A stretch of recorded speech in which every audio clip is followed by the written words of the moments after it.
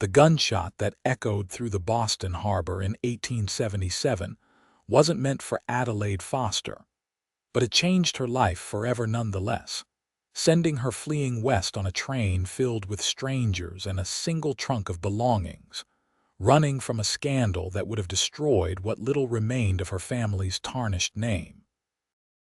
Adelaide pressed her gloved hand against the train window as the landscape shifted from green forests to endless brown plains. She was 22 years old, educated at finishing school, fluent in French, skilled at embroidery and piano, and utterly unprepared for what awaited her in the wild territories of California. The letter in her reticule promised employment as a schoolteacher in a small town called Chico, located in the northern part of the state. She had answered the advertisement without truly understanding what she was agreeing to, desperate for any escape from Boston. The other passengers on the train whispered about her. A single woman traveling alone was scandalous enough, but one heading to the rough frontier towns was practically suicidal. An older woman with steel-gray hair had told her bluntly that morning, "Young lady, you will never survive out west. Mark my words, you'll be on the return train within a month if you survive that long." Adelaide had simply smiled and turned back to her window, unwilling to explain that return was not an option. Her brother's gambling debts, her father's sudden death, the creditors circling their home like vultures, all of it made Boston a prison she could never return to. The West might kill her, but at least she would die free. The train journey took nearly a week, with stops in Chicago, Omaha, and Sacramento before finally reaching the small station outside Chico. When Adelaide stepped onto the platform, the heat hit her like a physical blow.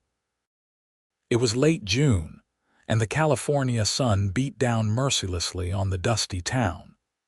She wore a traveling dress of deep blue wool, appropriate for Boston's temperate climate but suffocating in this dry heat. Sweat immediately began to dampen her collar as she looked around for someone from the school board who was supposed to meet her. The platform was nearly empty except for a few rough-looking men loading supplies onto wagons. They stared at her with undisguised curiosity. Adelaide straightened her spine and lifted her chin, refusing to show the fear that churned in her stomach. She had left one kind of danger in Boston.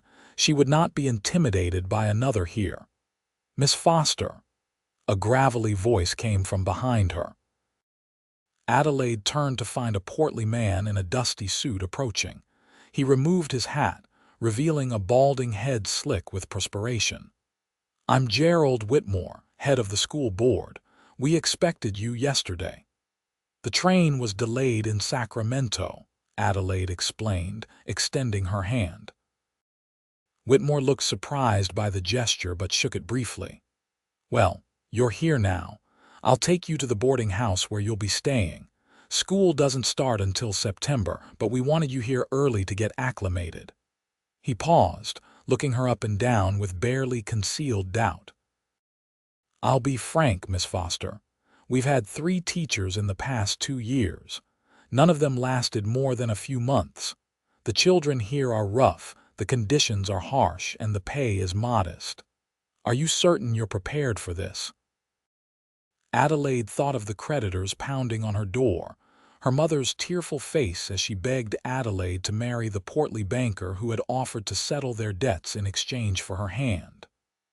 "I am certain, Mr. Whitmore," he grunted, unconvinced, and gestured toward a wagon. "Let's get your trunk loaded." As Whitmore directed the porter, Adelaide noticed a man standing near the edge of the platform, leaning against a post with his arms crossed. He was tall, perhaps 25 or 26, with dark hair that curled slightly at his collar beneath a worn brown hat. His clothes marked him as a working man: dusty trousers, a faded shirt, boots that had seen hard use. But it was his eyes that caught her attention, sharp and observant beneath the brim of his hat, watching her with an expression she could not quite read. When their gazes met, he did not look away or tip his hat in greeting. He simply studied her for a long moment, then pushed off from the post and walked away toward the main street, his gait confident and unhurried. "Who was that?" Adelaide asked before she could stop herself. Whitmore followed her gaze. "Nathan Quinn. He runs a ranch about 5 miles outside town. Good man, keeps to himself mostly. His family has been here since before California became a state. Why do you ask?" "No reason," Adelaide said quickly, feeling heat rise to her cheeks that had nothing to do with the California sun. Simple curiosity. The boarding house was a 2-story wooden structure that had once been white but had faded to a tired gray. Mrs. Henderson, the proprietress, was a thin woman with kind eyes and capable hands that were constantly in motion, straightening, cleaning, adjusting. She showed Adelaide to a small room on the 2nd floor with a single window overlooking the main street. "It's not much, Mrs. Henderson said apologetically, "but it's clean and the roof doesn't leak. Meals are included in your rent. Breakfast at 6, dinner at 6. If you want anything in between, you'll have to arrange it yourself. There's a general store down the street and a restaurant, though I wouldn't recommend it for a lady alone. Thank you, Mrs. Henderson. This will be just fine." Adelaide set her reticule on the narrow bed and looked around the sparse room. It contained a bed, a small dresser, a washstand with a cracked mirror, and a single wooden chair. Compared to her spacious bedroom in Boston with its wallpaper and thick carpets, it was practically a cell. But it was hers, paid for with money she would earn herself, and that made it beautiful. Over the next few days, Adelaide explored the town and began to understand the magnitude of her mistake. Chico was rougher than she had imagined. The main street was unpaved, turning to dust in the dry heat. Saloons far outnumbered churches. The people were weathered and hard, their faces creased by sun and wind. The few women she encountered regarded her with suspicion or pity, and the men either ignored her or stared too boldly. The schoolhouse itself was a one-room building on the edge of town, sparsely furnished with rough wooden benches and a pot-bellied stove that would provide heat in the winter. The previous teacher had left behind a few battered textbooks and a slate board cracked down the middle. Adelaide stood in the empty room and felt the weight of her responsibility settle over her shoulders like a yoke. She began to prepare, cleaning the schoolhouse until her hands were raw and blistered, mending the books as best she could, planning lessons for students she had never met. The physical labor was exhausting in the heat, so different from the genteel activities that had filled her days in Boston. One afternoon, as Adelaide was carrying water from the well to wash the schoolhouse windows, the bucket slipped from her aching fingers and crashed to the ground, water soaking into the thirsty earth. She stared at it, and for the first time since leaving Boston, felt tears burn behind her eyes. What was she doing here? The old woman on the train had been right. She would never survive this. "You're holding it wrong." Adelaide spun around to find Nathan Quinn standing a few yards away, leading a horse by the reins. Up close, he was taller than she had realized, with sun-bronzed skin and eyes the color of the sky before a storm, gray-blue and intense. His face was angular, handsome in a rough-hewn way that reminded her of carved stone. "I beg your pardon," Adelaide said, trying to gather her dignity around her like armor. Nathan gestured toward the fallen bucket. "The handle. You're holding it from the top, letting all the weight pull on your fingers. You need to grip from underneath. Use your whole hand and your forearm to support the weight." He tied his horse to the schoolhouse rail and walked over, picking up the bucket with an ease that made Adelaide feel even more inadequate. He filled it from the well with a few efficient pulls on the pump, then held it out to her. "Try it." Adelaide took the bucket, positioning her hand as he had described. The weight distributed differently, more manageable, though still heavy. She managed to carry it several steps before her muscles began to shake. Nathan took it from her before she could drop it again. "Your hands aren't used to this kind of work. You'll build strength, but it takes time." "I don't have time," Adelaide said, more sharply than she intended. "School starts in 10 weeks. I need to have everything ready."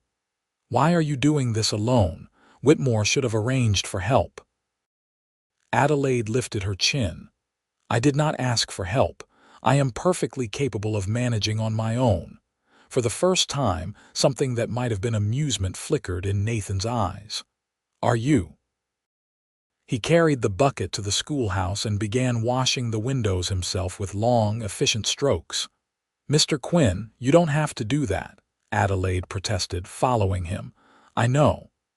He continued washing, his movements practiced and sure. "But if you scrub these windows with those torn-up hands, they'll get infected, and then you'll really be in trouble. There's a doctor in town, but he's drunk more often than not." Adelaide looked down at her hands. The blisters had indeed burst, leaving raw, red skin. She had been so focused on her work that she had not noticed the pain. Nathan finished the windows and rinsed the rag in the bucket. "You're the new teacher." "Adelaide Foster," she said. "And yes, I am, though everyone seems to think I won't last." "Probably not," Nathan agreed bluntly, and Adelaide felt a flash of anger. "Thank you for your confidence." "It's not about confidence. It's about reality. This isn't Boston or Philadelphia or wherever you came from. The heat alone makes people sick if they're not used to it. Then there's the dust, the insects, the rattlesnakes, the occasional outlaw passing through. The children you'll be teaching aren't like the children back east. Half of them work on ranches or farms. They're tired, sometimes hungry, and they don't see much point in education. Their parents often agree. You'll be fighting an uphill battle every single day." Adelaide felt her temper flare, hot and bright. "So I should simply give up? Go back to Boston and admit defeat, can you?" Nathan asked quietly, and there was something in his voice that made Adelaide pause. "Go back, I mean." She met his gaze, those storm-colored eyes that seemed to see too much, and answered honestly. "No," he nodded slowly. "Then I guess you'll have to learn to survive. Get some salve for those hands. Mrs. Henderson will have some, and wear gloves when you work, even in this heat. Your hands will toughen up eventually." Nathan untied his horse and swung into the saddle with fluid grace. Adelaide watched him, this strange man who had helped her without being asked and insulted her in the same breath. "Mr. Quinn," she called as he turned his horse toward the road. "Why did you help me?" He looked back at her, his expression unreadable beneath the shadow of his hat. "Because everyone deserves a fair chance, Miss Foster. Even stubborn Eastern ladies who don't know when to ask for help." Then he rode away, leaving Adelaide standing in front of the schoolhouse, anger and gratitude warring in her chest. Over the following weeks, Adelaide fell into a routine. She rose early to avoid the worst of the afternoon heat, worked on the schoolhouse in the mornings, and spent the afternoons in her room at the boarding house, planning lessons and reading the few books she had brought from Boston. The work was hard, harder than anything she had done in her life, but she refused to quit. Her hands did toughen, the blisters healing into calluses.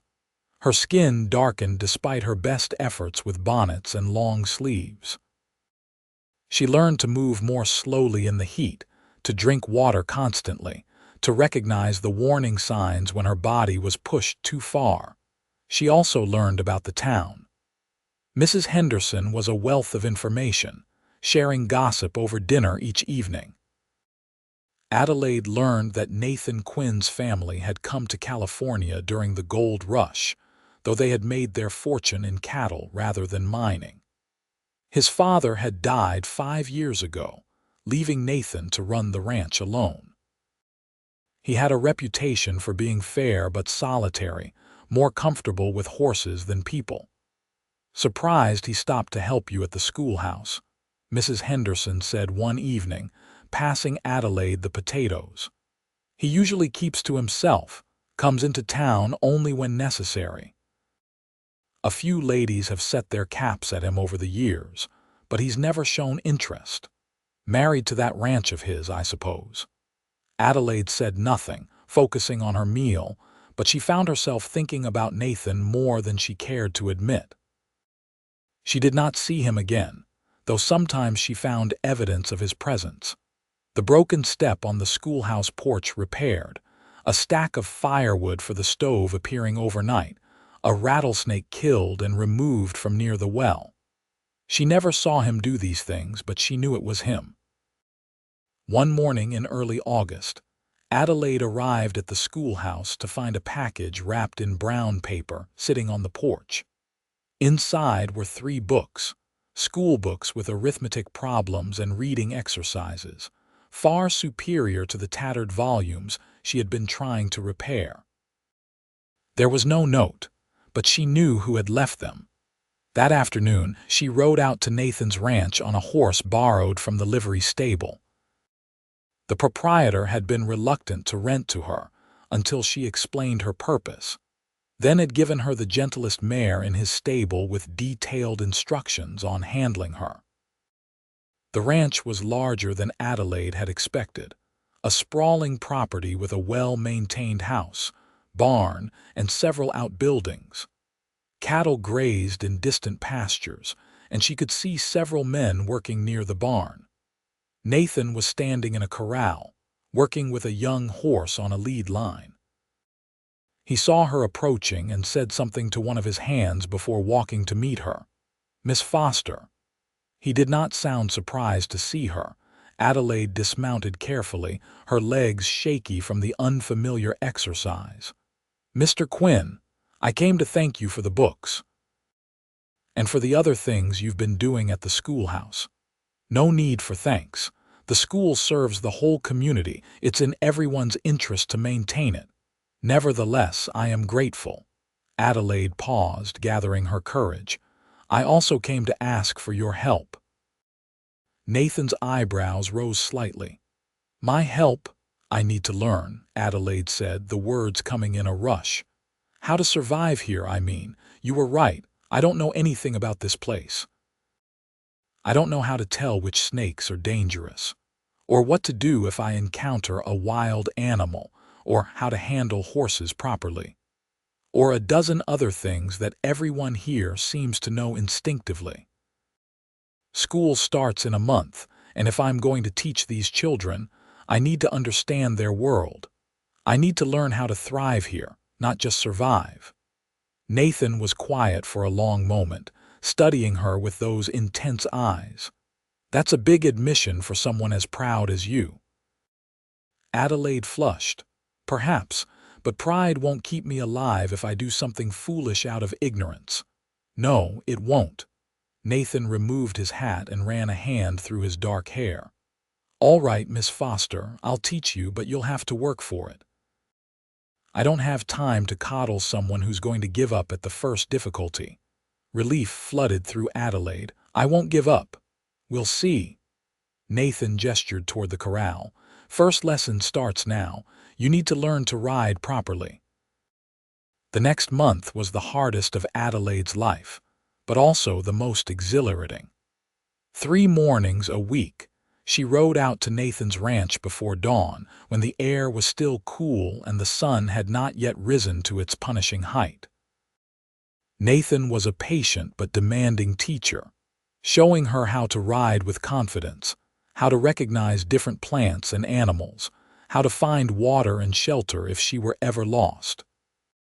He taught her to shoot, placing a rifle in her hands and showing her how to sight down the barrel, how to squeeze the trigger gently rather than pulling it.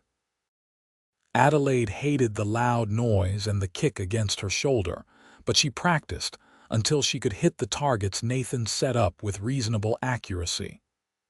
"Why do I need to know this?" she asked one morning, lowering the rifle. "I'm a school teacher, not a rancher." "Because bad things can happen, and when they do, you need to be able to protect yourself and your students," Nathan said seriously. "Last year, a mountain lion came down from the hills and tried to get into a ranch house where children were sleeping. The mother had to drive it off with a shotgun. This is still wild country, Miss Foster. The dangers are real." He taught her about the land itself, how to read the sky for weather, how to recognize the signs of changing seasons. He showed her the places where wild berries grew, which plants were medicinal and which were poisonous. He spoke sparingly, but when he did talk, Adelaide found herself fascinated by his deep knowledge of the land and its rhythms. In return, Adelaide found herself talking about things she had not intended to share, about her father's death and the debts he had left behind, about her brother who had disappeared rather than face his creditors, about the pressure to marry a man she did not love, to sacrifice herself to save a family that had already fallen apart. "So you ran," Nathan said one morning as they sat in the shade of an oak tree, taking a break from the heat. "I prefer to think of it as choosing my own path," Adelaide said, taking a long drink from her canteen. "Nothing wrong with running when staying would destroy you." Nathan's voice was quiet, his gaze on the distant hills. "My father wanted me to sell this place after he died, to go to San Francisco and make something of myself in business. Said ranching was a hard life with little reward. He wasn't wrong, but this land, it's in my blood. I couldn't leave it any more than I could stop breathing. So I stayed, even though it meant disappointing him at the end." "Do you regret it?" Adelaide asked softly. Nathan turned to look at her, and something in his expression made her breath catch. "No, this is where I belong. Sometimes the hard path is the right one." As the days passed, Adelaide found herself looking forward to their lessons with an eagerness that went beyond simple education. She was drawn to Nathan's quiet strength, his competence, the way he moved through the world with such confidence and purpose. He never treated her as weak or foolish, though he did not hesitate to correct her when she made mistakes. He respected her intelligence and determination, even as he challenged her to grow beyond her limitations. She noticed the way his hands were both gentle and strong when he adjusted her grip on the reins, the way his rare smiles transformed his serious face, the way he sometimes watched her with an expression she could not quite interpret. The attraction between them grew slowly, like a seed planted deep and nourished by time and proximity, sending up shoots that neither of them acknowledged but both felt. School began on a scorching Monday in early September. Adelaide stood at the front of the schoolroom, her new dark skirt and white blouse already damp with perspiration, and watched as children of various ages filed in. They ranged from 6 to 14, 17 students in total, with sun-browned skin and wary eyes. They took their seats in silence, watching her with the same skeptical expression she had seen on so many adult faces. Adelaide took a breath and began. "Good morning. My name is Miss Foster, and I am your new teacher. I know some of you may not want to be here, and I know that many of you have had teachers before who did not stay. I cannot promise you that I will stay forever, but I can promise you this. While I am here, I will do my very best to teach you things that will be useful in your lives. Not just reading and writing and arithmetic, though those are important, but other things as well. How to understand the world around you, how to think for yourselves, how to question and learn and grow."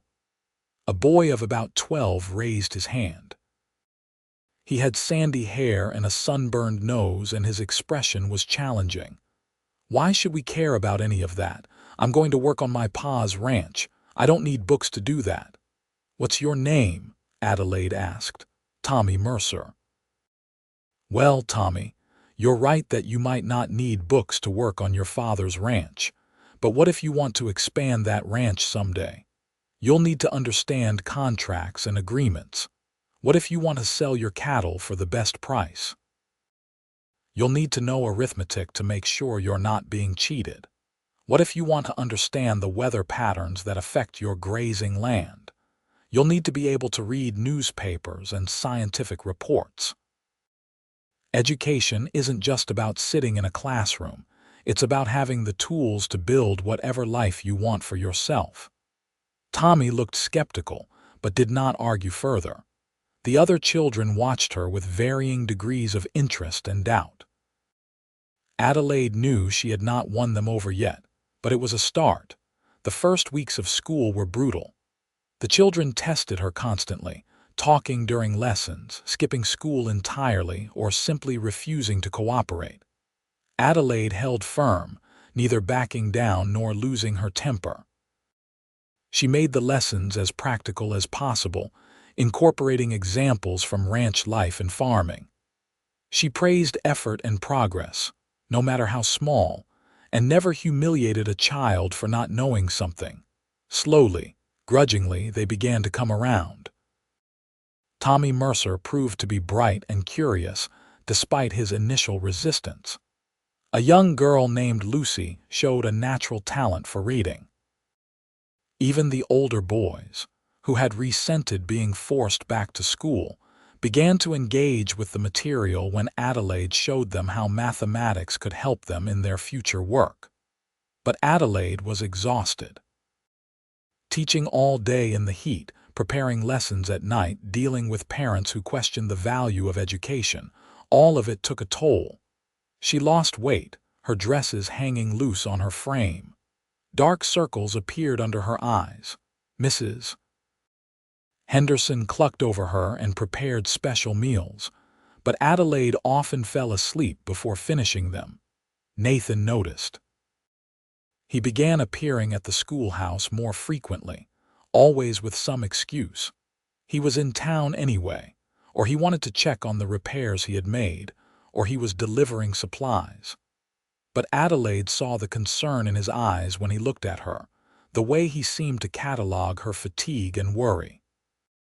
One afternoon in late September, Adelaide was in the schoolhouse after the children had left, grading their arithmetic papers at her desk. She must have dozed off because she woke to find Nathan gently shaking her shoulder. "Miss Foster, Adelaide," he said quietly. "You should go back to the boarding house and rest." Adelaide straightened, her neck stiff from sleeping at an awkward angle. "I'm fine. I just closed my eyes for a moment." "You're exhausted." Nathan pulled up a chair and sat down across from her. "You're pushing yourself too hard." "I have no choice. The children need me to be prepared, to be strong. The children need you to be healthy. If you collapse from exhaustion, what good will you be to anyone?" Nathan's voice was gentle but firm. "You've proven yourself, Adelaide. Everyone in town is talking about how the new teacher is actually making a difference, how the children are learning. You don't have to work yourself into the ground to prove your worth." Adelaide felt tears prick her eyes, a combination of exhaustion and the unexpected kindness in Nathan's words. "I'm afraid," she admitted quietly. "Afraid that if I stop, even for a moment, I'll fall apart and not be able to put myself back together. I'm afraid that if I'm not perfect, everyone will realize they were right about me, that I don't belong here." Nathan reached across the desk and took her hand, his calloused palm warm against her skin. "You do belong here. You've earned that place, but you need to take care of yourself too. There's no shame in resting when you need to." Adelaide looked down at their joined hands, feeling something shift in her chest. She had been so focused on surviving, on proving herself, that she had not allowed herself to feel anything beyond determination and fear. But now, with Nathan's hand holding hers and his concerned eyes on her face, she felt something else entirely, a warmth that had nothing to do with the California sun, a yearning for connection and comfort and something more. "Will you have dinner with me?" Nathan asked, as if reading her thoughts. "Not at Mrs. Henderson's, somewhere quiet where we can talk without an audience." Adelaide's heart beat faster. "Where? My ranch. I'm not much of a cook, but I can manage something decent, and it's peaceful there. You could rest, really rest, without worrying about what anyone thinks." It was improper, incredibly improper, for an unmarried woman to visit a bachelor's home unchaperoned. If anyone found out, Adelaide's reputation would be ruined, and she would lose her position as teacher. But as she looked at Nathan, at the honest concern and something deeper in his eyes, she found she did not care.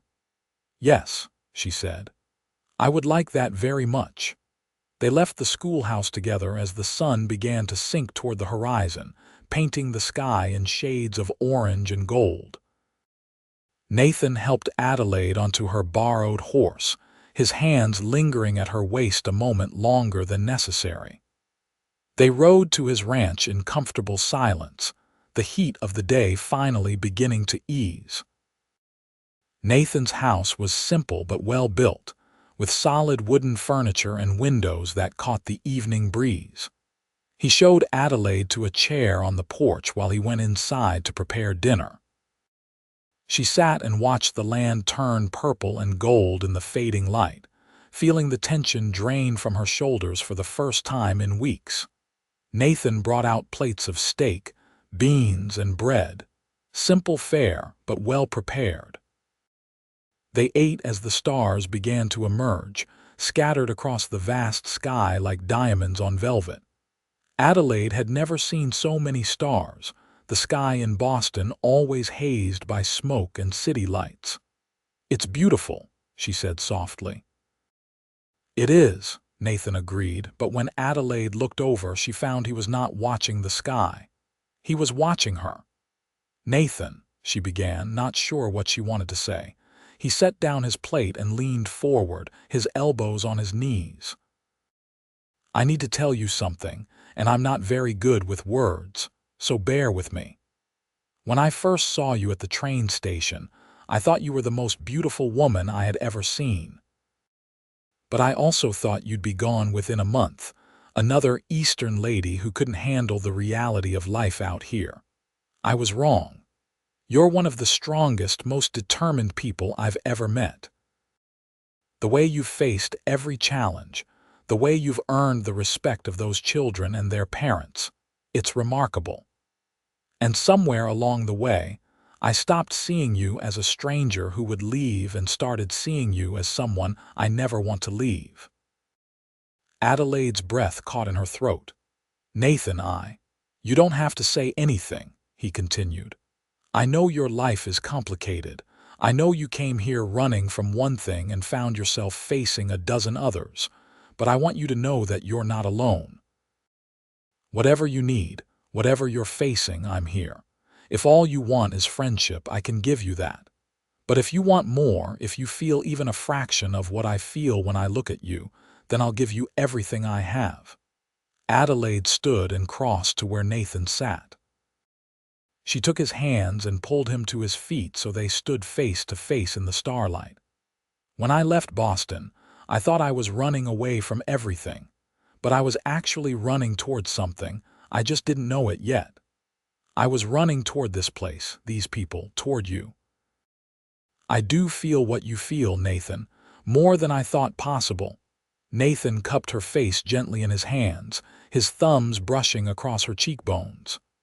"Adelaide," he whispered, her name a prayer on his lips.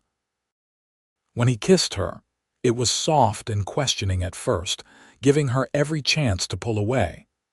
But Adelaide leaned into him, her hands clutching his shoulders as the kiss deepened. It felt like coming home, like finding something she had not known she was searching for. All the fear and exhaustion and loneliness of the past months melted away, replaced by warmth and desire, and a sense of rightness that went soul deep. When they finally broke apart, both breathing hard, Nathan rested his forehead against hers. "Stay," he said. Not just tonight, but always. Marry me, Adelaide. Build a life here with me. It's too soon, Adelaide protested weakly, even as her heart soared at the words. We've only known each other a few months. I've known you long enough to know that I love you. Long enough to know that I want to wake up next to you every morning and fall asleep beside you every night. Long enough to know that I've never met anyone like you and I never will again. Nathan pulled back slightly to look into her eyes. But if you need more time, I'll give it to you. I'll wait as long as you need. Adelaide thought of all the reasons she should be cautious, all the practical concerns that should make her hesitate. But she also thought of how she felt when she was with Nathan, the way he made her feel strong and capable and cherished all at once. She thought of the life they could build together, the children they could have, the future stretching out before them like the endless California sky. I don't need more time, she said. I've spent my whole life being careful and doing what was expected of me, and it led me to a place where I had to flee my own home. I'm done being cautious. I love you, Nathan Quinn, and yes, I will marry you. The joy that transformed Nathan's face was like watching the sun rise. He lifted Adelaide off her feet and spun her around, both of them laughing like children. When he set her down, he kissed her again, deeper and more passionate than before, his hands tangling in her hair and pulling her close. They sat on the porch for hours, talking about their future, making plans. Nathan wanted to marry as soon as possible, but Adelaide insisted on waiting until the Christmas break when she could take a few days away from teaching. They would have a simple ceremony in the town church with Mrs. Henderson and Nathan's ranch hands as witnesses. Adelaide would continue teaching, at least for the rest of this school year. After that, they would decide together what made sense. Nathan's ranch was profitable but not wealthy, and Adelaide's salary would help. Besides, she had grown to love teaching, to take pride in her students' progress.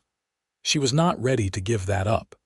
As the night grew late, Nathan rode back to town with Adelaide, not wanting her to make the journey alone in the dark. At the boarding house, he helped her dismount and held her close for a long moment.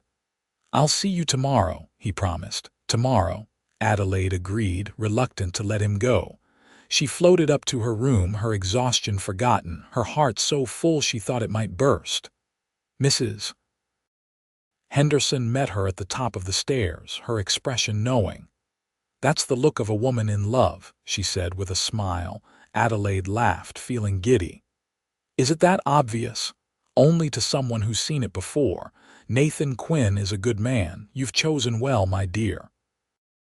The next months passed in a blur of joy and hard work. Adelaide threw herself into teaching with renewed energy, knowing she was building something permanent rather than just surviving day by day. The children flourished under her care, even the most resistant students beginning to take pride in their learning. News of her engagement to Nathan spread through the town like wildfire. Some people were surprised. Others claimed they had seen it coming all along. The few unmarried women who had set their caps at Nathan were disappointed, but most of the town seemed genuinely happy for them. Adelaide became a fixture at Nathan's ranch, spending Sundays there after church, learning to cook for a working man's appetite, helping with the accounts and correspondence that Nathan had always struggled with. She learned to be comfortable in this new world, to move between her refined Eastern upbringing and the practical demands of Western life. In December, as planned, they were married in a simple ceremony at the town church. Adelaide wore a dress of cream-colored silk that Mrs. Henderson had helped her sew, her dark hair pinned up with wildflowers that Nathan had somehow found in the winter landscape. Nathan wore a new suit, looking uncomfortable in the formal clothes but heartbreakingly handsome. The ceremony was brief, the words simple but profound. When the minister pronounced them husband and wife and Nathan kissed her, Adelaide felt tears stream down her face. But they were tears of joy, of gratitude, of overwhelming love for this man who had helped her not just survive but thrive in this wild place. They held a modest reception at the ranch, with food and music and dancing. Adelaide's students came with their families, and Tommy Mercer made a toast that was surprisingly eloquent for a 12-year-old boy. Miss Foster, I mean Mrs. Quinn, you came here and we all thought you'd leave like the others. But you stayed and you taught us that being strong doesn't mean you never need help. It means you're brave enough to ask for it when you do. Thank you for that. Adelaide had to excuse herself to cry in private, overwhelmed by the acceptance she had found in this community she had once feared would never welcome her. That night, in the bedroom they would now share, Nathan held Adelaide close and whispered all the things he loved about her. Her determination, her kindness, her intelligence, the way she bit her lip when she was concentrating, the way she laughed with her whole body, the way she had faced every challenge with her chin up and her back straight. Adelaide explored the planes of Nathan's body, learning the muscles earned through hard physical labor, the scars from years of ranch work, the way he shivered when she kissed his throat. They came together with tenderness and passion, fumbling a bit because they were both new to this, but learning each other with patience and love. Afterward, as they lay tangled together in the darkness, Nathan traced patterns on Adelaide's bare shoulder. "Are you happy?" he asked. "Happier than I ever imagined possible," Adelaide answered honestly. "When I got on that train in Boston, I thought I was heading toward an ending, but I was actually heading toward a beginning." The next month settled into a rhythm. Adelaide continued teaching through the school year, riding to town each morning and returning to the ranch each evening. It was exhausting but fulfilling. Nathan supported her completely, never suggesting she should give up her work, always interested in her stories about the students and their progress. In the spring, Adelaide discovered she was pregnant. The news filled her with equal parts joy and terror. She had seen women die in childbirth, knew the risks were even greater in isolated areas far from good medical care. But Nathan held her and promised that he would make sure she had the best care available. Adelaide taught through the end of the school year, her pregnancy still barely visible beneath her loosening dresses. When summer came, she announced that she would not be returning in the fall, at least not immediately. The school board understood and began searching for a new teacher. Adelaide promised to help train whoever they found. Her pregnancy was difficult. The heat was brutal, and she was often sick and uncomfortable. But Nathan was attentive and patient, helping her however he could. Mrs. Henderson visited often, bringing remedies and advice. The community that had once doubted Adelaide now rallied around her, the ranch wives sharing their own experiences and offering support.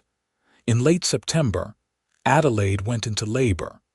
It was long and painful, lasting nearly 20 hours. Nathan stayed by her side the entire time, holding her hand, wiping her face with cool cloths, whispering encouragement. The doctor, thankfully sober that day, attended her capably with Mrs. Henderson assisting. When their son was finally born, red-faced and squalling, Nathan wept openly. He held the baby with such tenderness and awe that Adelaide fell in love with him all over again. They named him James, after Nathan's father, and he had his father's dark hair and his mother's green eyes. Those early months of motherhood were the hardest thing Adelaide had ever done, harder than crossing the country alone, harder than teaching unruly students, harder than learning to survive in the West. But they were also filled with indescribable joy. She would watch Nathan cradling their son and feel her heart swell, until she thought it might burst. Nathan was a devoted father, helping with night feedings, walking the floor with James when he was fussy, never suggesting that the care of their child was solely Adelaide's responsibility. He approached fatherhood with the same quiet competence he brought to everything, learning as he went and never afraid to ask for help when he needed it. The ranch prospered.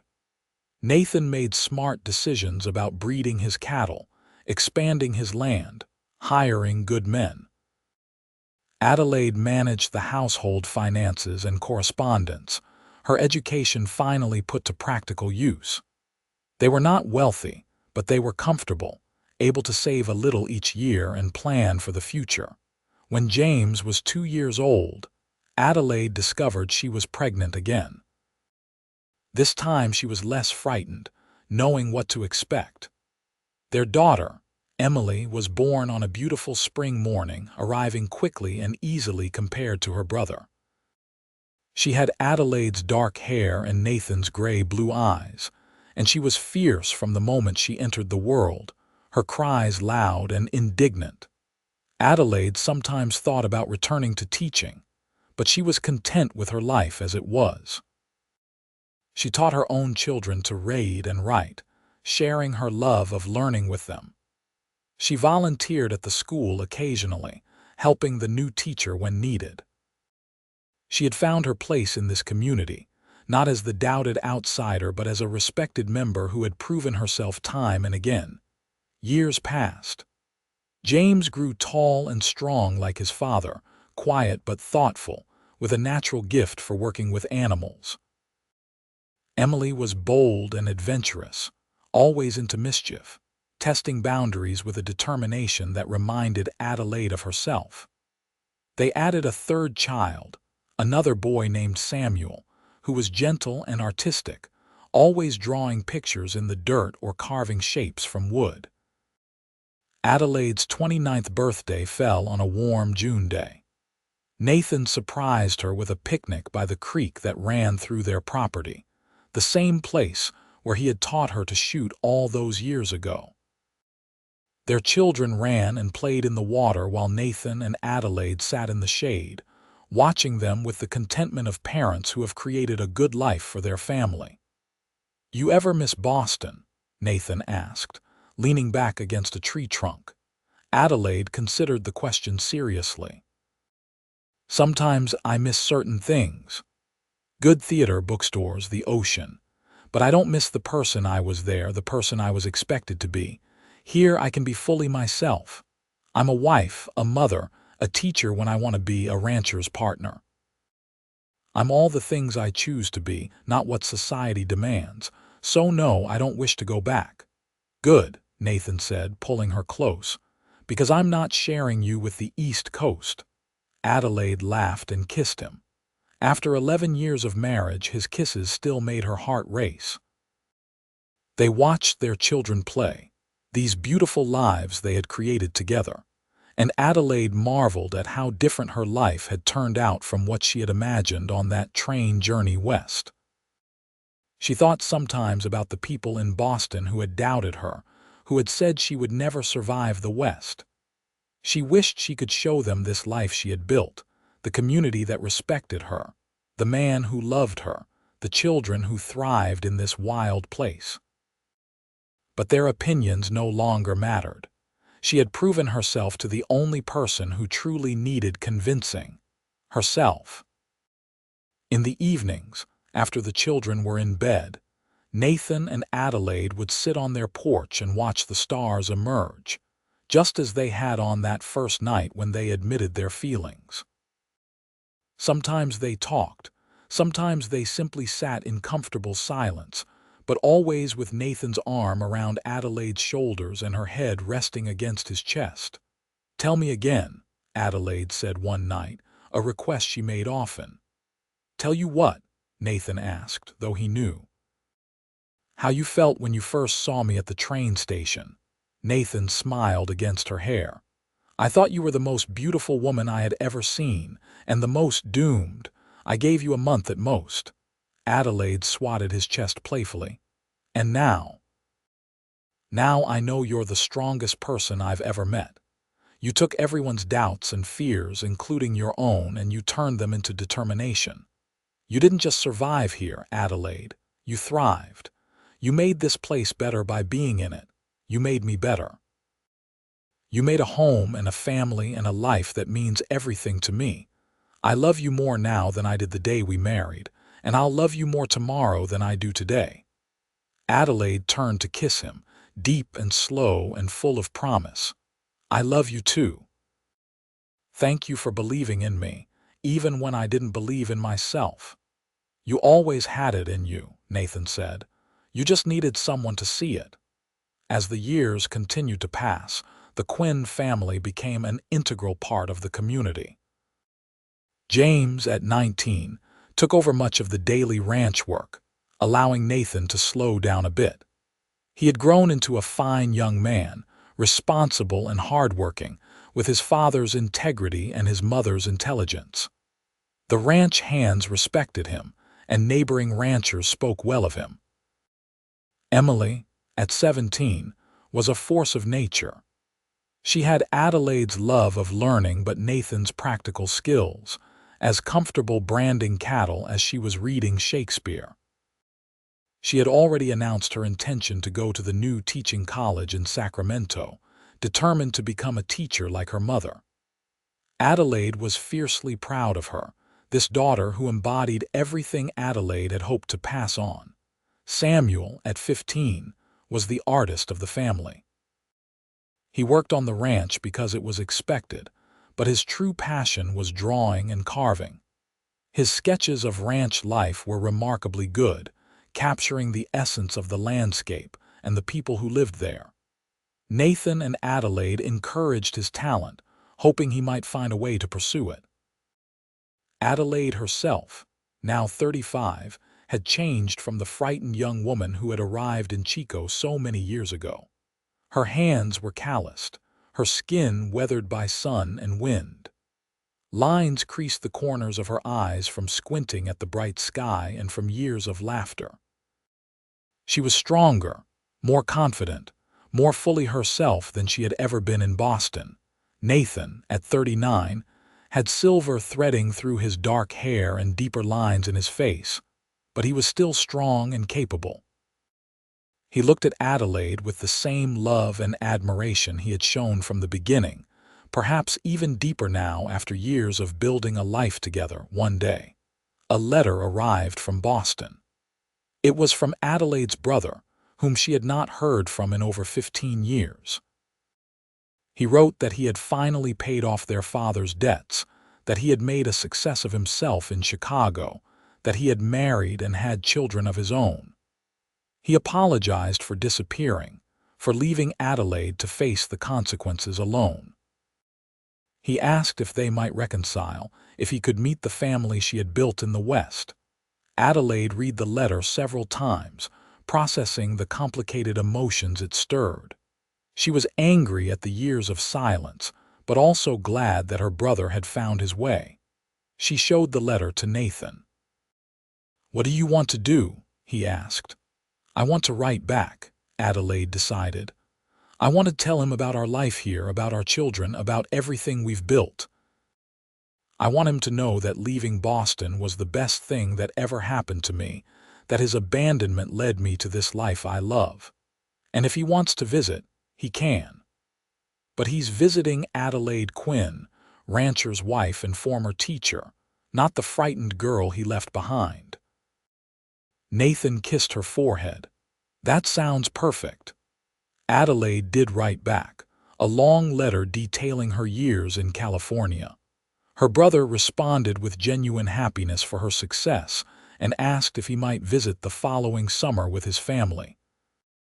Adelaide agreed, curious to meet her nieces and nephews, to show her brother the life she had created.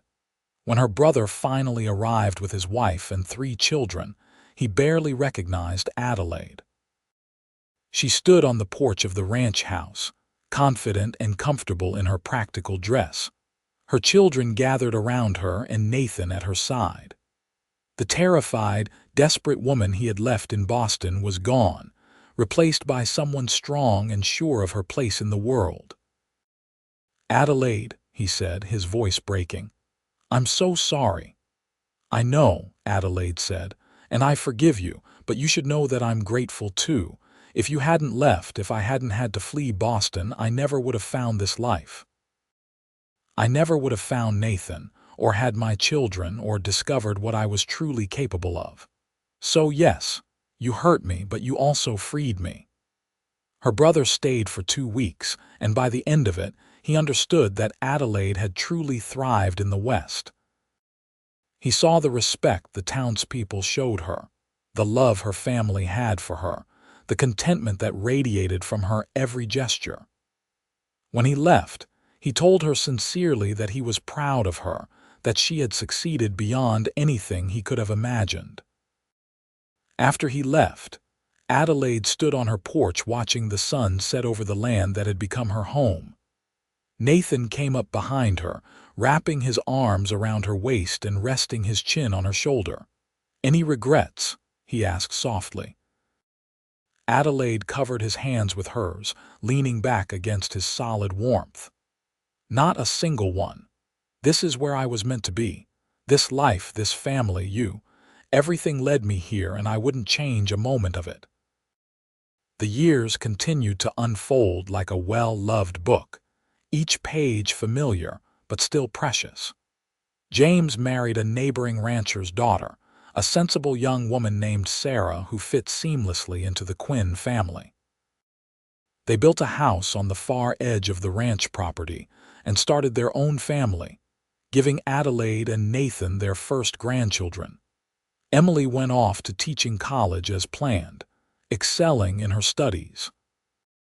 She returned to Chico and became the head teacher at the very school where Adelaide had started her Western life.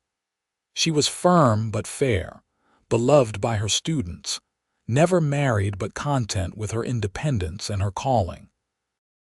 Samuel surprised everyone by moving to San Francisco to study art at a new academy. He made a modest living painting portraits and scenes of ranch life that sold to wealthy Easterners who romanticized the West.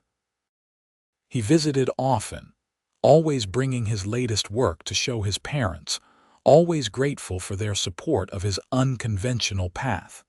Nathan and Adelaide grew old together, their bodies slowing but their minds and hearts as sharp as ever. They handed over more of the ranch operations to James, but still spent their days together, working when they could, resting when they needed to, always side by side. On Adelaide's 50th birthday, Nathan surprised her with a party that brought together everyone from the community. Former students, now adults with children of their own, came to thank the teacher who had shaped their lives. Ranchers and townspeople came to celebrate the woman who had arrived as a doubted outsider and become the heart of the community. Adelaide's children and grandchildren surrounded her, a testament to the life she had built. Tommy Mercer, now a prosperous rancher himself, made a toast. When Miss Foster arrived in Chico 30 years ago, everyone said she wouldn't last. She was too refined, too Eastern, too fragile for the West. But Nathan Quinn saw something in her that the rest of us missed. He saw strength and determination. He helped her survive those first months, but more than that, he helped her thrive.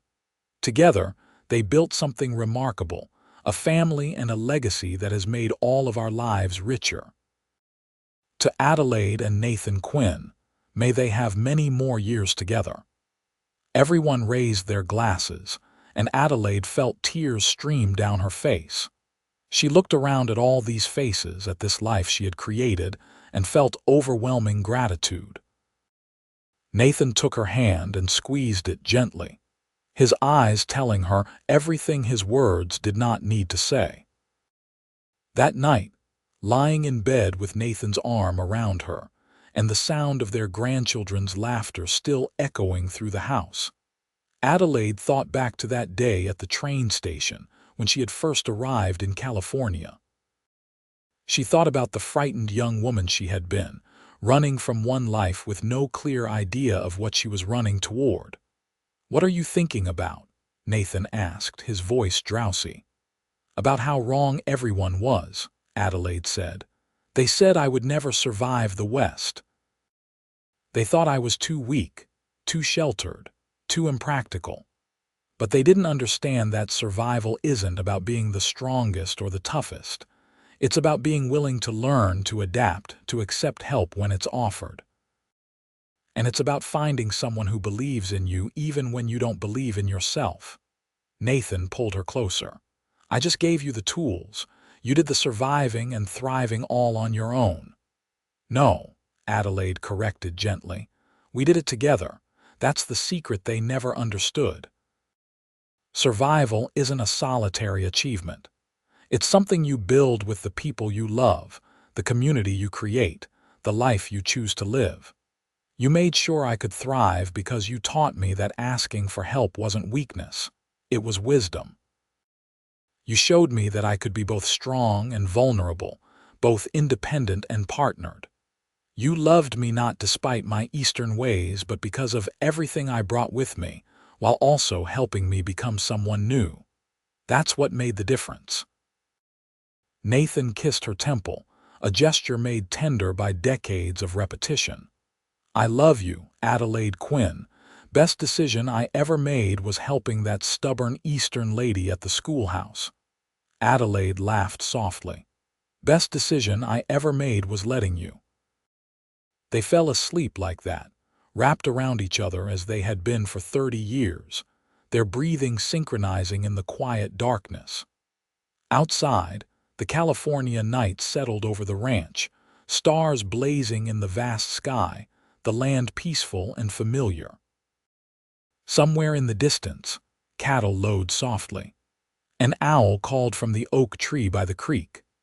The wind whispered through the grass, carrying stories of all the lives that had passed through this place, all the struggles and triumphs and loves that had shaped it. As the years rolled on into their 60s, and then their 70s, Nathan and Adelaide became the elder statesmen of the community, respected and beloved. They spent their days in simple pleasures, tending a garden, playing with grandchildren who had grown into parents themselves, sitting on their porch and watching the world turn. Their love for each other never diminished, only deepened and mellowed like fine wine, becoming something richer and more precious with age. One spring evening, when Adelaide was 73 and Nathan 76, they sat on their porch as the sun set. Nathan's health had been declining, his movements slower, his energy limited. But his mind was sharp and his love for Adelaide burned as bright as ever. "Tell me," Adelaide said, taking his weathered hand in hers, "if you could go back to that day at the train station, knowing everything that would happen, everything we would face together, would you do anything differently?" Nathan was quiet for a long moment, considering. Then he smiled, the same smile that had captured Adelaide's heart so many years ago. "Not a single thing. Every moment, every challenge, every joy, it all led us here. And here is exactly where I want to be, with you, always with you." Adelaide leaned over and kissed him softly. "They said I would never survive the West, but you made sure I thrived instead. And in doing so, you gave me the greatest gift anyone could receive, a life well lived, full of love and purpose and belonging. Thank you for seeing me when I was invisible to everyone else, including myself. Thank you for being brave enough to let me help you and stubborn enough to never give up," Nathan replied. "You took everything the West threw at you and you conquered it all. You're the strongest person I've ever known, Adelaide Foster Quinn, and loving you has been the greatest honor of my life." They sat together as the stars emerged, hands clasped, hearts entwined, two souls who had found each other across vast distances and impossible odds. The ranch spread out around them, the land they had tended together, the legacy they would leave for their children and grandchildren. In the distance, Lights glowed in James and Sarah's house, where 3 generations gathered for Sunday dinner.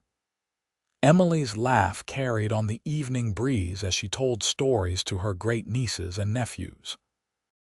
Samuel's latest painting hung in the house behind them, a portrait of Adelaide and Nathan from their wedding day, capturing the joy and hope that had marked the beginning of their journey together. Adelaide thought about the long road that had brought her here, from that desperate flight from Boston to this peaceful evening in California. She thought about all the people who had doubted her, all the challenges she had faced, all the fears she had overcome. But mostly she thought about the man beside her, the cowboy who had seen her potential when everyone else saw only weakness, who had taught her to survive and then encouraged her to thrive, who had loved her with steadfast devotion for over 50 years. The West had tested her in ways she could never have imagined on that train journey long ago. It had demanded strength she did not know she possessed, skills she had to learn from scratch, courage she had to summon daily. But it had also given her everything that mattered: purpose, community, family, and above all, love. As the last light faded from the sky and the stars blazed overhead, Adelaide squeezed Nathan's hand and whispered, "I'm home." Nathan squeezed back, his voice warm with love and satisfaction. "You always were, from the moment you decided to stay. You just needed time to realize it." And there, on the porch of the ranch they had built together, surrounded by the evidence of a life fully lived and deeply loved, Adelaide Foster Quinn knew with absolute certainty that every hardship had been worth it. Every challenge conquered had made her stronger, and every moment with Nathan had been a gift beyond measure. She had not just survived the West, she had claimed it as her own, made it her home, and filled it with love. The story that had begun with fear and doubt had become one of triumph and joy, proving that sometimes the path we run from leads us exactly where we need to be, and sometimes the person who challenges us to grow becomes the one we cannot imagine living without. Adelaide had started as a frightened refugee from a life that no longer fit, and she had become a pioneer, a teacher, a wife, a mother, a grandmother, a pillar of her community, and most importantly, herself. As night deepened and the two of them rose to go inside, their steps slower but their purpose unchanged, Adelaide looked back one more time at the vast California sky. She sent a silent thank you to whatever force had guided her here, to this place, to this man, to this life. The journey had been hard, but the destination had been worth every struggle. Inside their home, surrounded by photographs of children and grandchildren, by the accumulated treasures of a long life lived with purpose and passion, Nathan and Adelaide prepared for bed. They moved through their nighttime routine with the easy familiarity of decades, each anticipating the other's needs without words. When they finally lay down together, Nathan pulled Adelaide close as he had done every night for 50 years. "Good night, my love," he whispered. "Good night," Adelaide replied, her head on his shoulder, her hand over his heart. "Thank you for everything, for teaching me, believing in me, loving me. Thank you for making sure I could thrive." "Thank you for thriving," Nathan said softly. "Thank you for staying, for fighting, for building this life with me. You're the best thing that ever happened to me, Adelaide, the very best thing." They drifted off to sleep, two hearts beating as one, two lives so thoroughly entwined that neither could imagine existence without the other. Outside, the ranch slept peacefully under the watchful stars. The cattle were settled, the horses quiet in the barn, the land resting until morning would bring new work and new life. The story of Adelaide Foster, the Eastern lady who was never supposed to survive, and Nathan Quinn, the cowboy who made sure she thrived instead, was not a story of rescue. It was a story of partnership, of two people who found in each other exactly what they needed to become their best selves. It was a story of love that grew from respect and admiration into something unshakable and eternal. Years later, when Adelaide passed away peacefully in her sleep at the age of 87, with Nathan holding her hand just as he had held it through every major moment of their life together, the entire community mourned. They mourned not just for the loss of a remarkable woman, but for the end of an era. Adelaide had been proof that determination and courage could overcome any obstacle, that strength came in many forms, and that home was not where you came from but where you chose to build your life. Nathan followed her 6 months later, unable to imagine continuing without his beloved partner. Their children found them together one morning, Nathan in his favorite chair on the porch, his eyes closed peacefully, a photograph of Adelaide in his lap. He had simply decided it was time to join her, and his heart had agreed. They were buried side by side on a hill overlooking the ranch, under an oak tree they had planted together in the early years of their marriage. The headstone reads simply, Adelaide Foster Quinn, 1855–1942, and Nathan Quinn, 1851–1942. They thrived together. At their funeral, Emily, now an elderly woman herself, told the gathered crowd the story of her mother's arrival in California, of how everyone had doubted she would last, of how her father had seen something special and helped Adelaide find her strength. She told of the partnership they had built, the love that had sustained them, the legacy they had created. My mother used to say that she came west running from her old life, Emily said, her voice strong despite her tears. But my father always corrected her. He said she came west running toward her real life, toward the person she was meant to be. Together, they proved that love and determination can overcome any obstacle. That home is something you build rather than something you're born into. And that the measure of a life is not in avoiding challenges, but in facing them with courage and grace. The ranch stayed in the family, passed down through the generations. James's children and grandchildren continued to work the land, keeping alive the legacy that Nathan and Adelaide had built. Emily's former students, now elderly themselves, passed down stories of the remarkable teacher who had believed in them. Samuel's paintings hung in museums, capturing forever the wild beauty of the West and the people who had tamed it without losing their humanity. But the real legacy was less tangible and more profound. It was in the way their descendants approached life, with determination and openness to change.